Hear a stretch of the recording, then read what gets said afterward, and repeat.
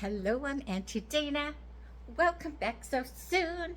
We'll read a story, sometimes craft, our imaginations to the moon. Hi.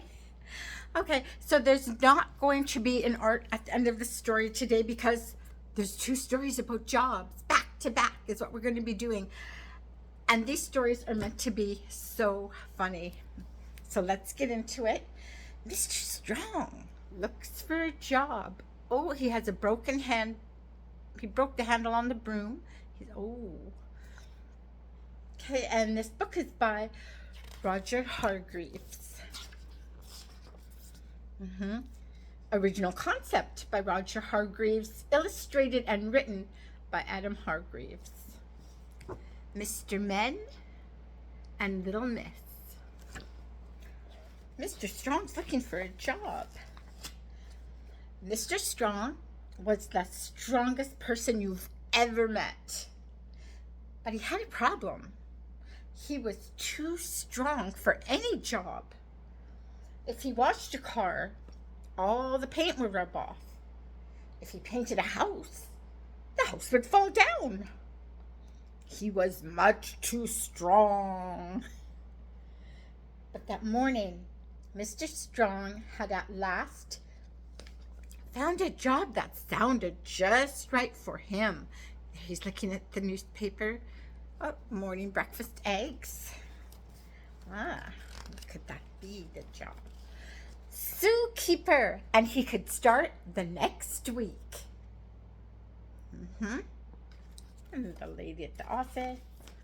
On Monday, Mr. Strong was put in charge of cleaning the monkey cage. Ooh.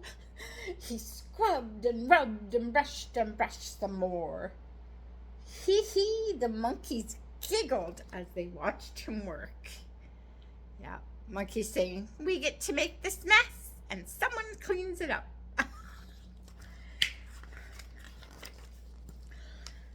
But he brushed so hard that, snap! The handle of the brush broke. Whoops, said Mr. Strong. Hee, the monkeys laughed more than ever. I think they knew it wasn't on purpose. On Tuesday, Mr. Strong was put in charge of feeding the penguins. He drove the tractor straight into the water. Sorry, called Mr. Strong to the surprised penguins. So their food must have gone in the water. Oh my. On Wednesday, Mr. Strong was put in charge of the panda. There's the panda. Do you think he used the door to get into the cage? Not at all. He stretched the bars of the cage and simply walked straight in. Well, the panda looks kind of happy about it, hey? But seeing his chance, the panda ran towards the gap in the bars and, with a big smile on his face, he escaped. Sorry, said Mr. Strong. Oh dear. On Thursday, Mr. Strong was not put in charge of any animals. He was put in charge of selling ice creams. What could possibly go wrong?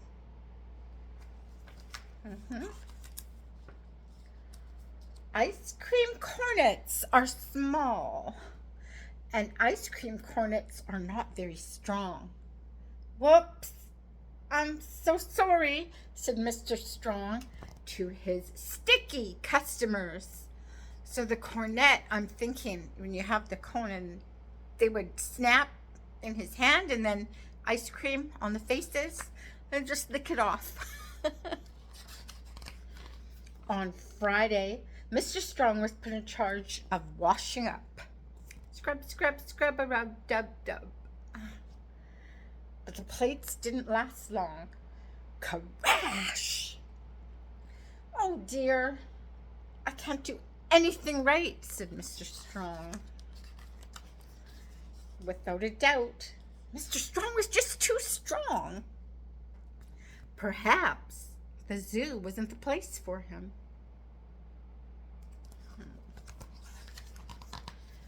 But on Saturday, Mr. Strong was given a job that, for once, really used his strength. Lifting the baby elephant into his bath.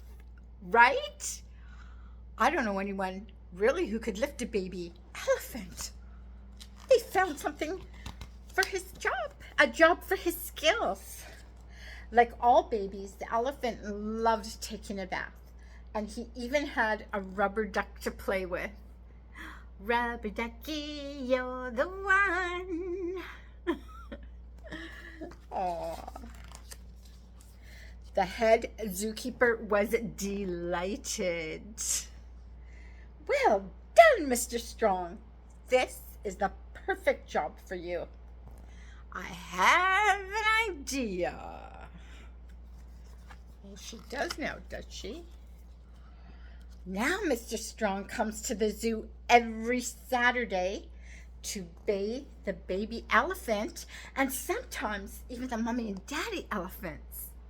He can lift them all, hey? They're waiting their turn. But juggling the elephants is strictly forbidden.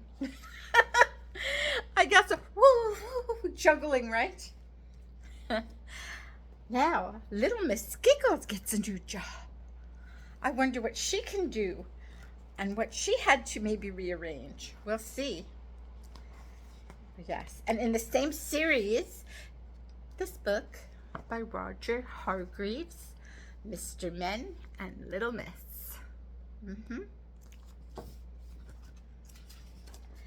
Can you guess what Miss Giggles does every morning when she wakes up?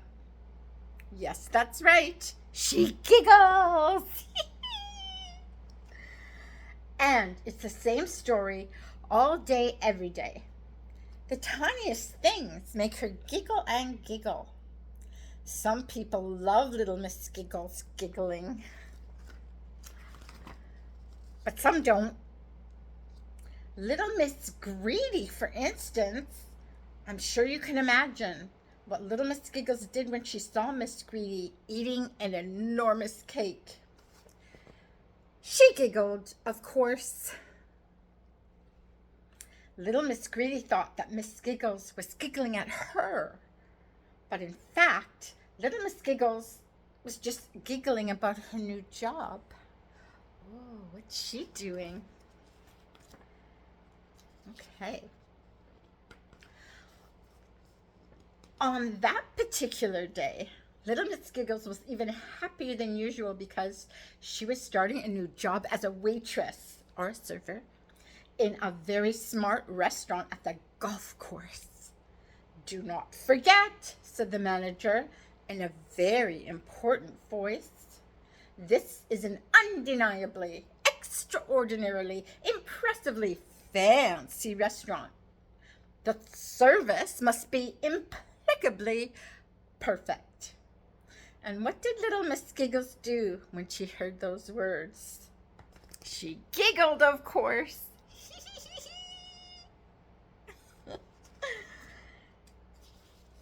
Her first customer was Mr. Grumble. Oh, at last, grumbled Mr. Grumble when little Miss Giggles came to take his order. And of course, as usual, she couldn't keep a straight face like this. What would you like to order? Right? Customer wouldn't like that too much. It was the same when she brought him his food. She just couldn't stop giggling. Mr. Grumble was not at all pleased. And what do you find so very funny? He asked crossly. Are you giggling at me? I must speak to the manager right away. Wouldn't feel very nice, I guess, if someone was standing in front of you giggling. I'm here at your service, Mr. Grumble, said the manager, impeccably politely. Your waitress is giggling at me, grumbled Mr. Grumble. In fact, she won't stop giggling. Please accept our most serious and sincere apologies, replied the manager. I can assuredly assure you that it won't happen again. Giggled little Miss Giggles. Oh dear, that's all she knows how to do, is it? Little Miss Giggles, said the manager, importantly, Mr. Grumble is one of our most difficult customers. Therefore, please do not giggle in front of him. But I'm not giggling at him, explained little Miss Giggles. I'm just giggling because I'm so very happy and such a big giggler. She's saying that's just who she is. Let me give you a different job, said the manager. Please take these drinks out to the golfers and do try to be serious and sensible. Little Miss Giggles promised to do her best. Do you think she will be able to seriously be serious and sensible? He's saying, go now. Mr. Snooty had just hit a very good ball.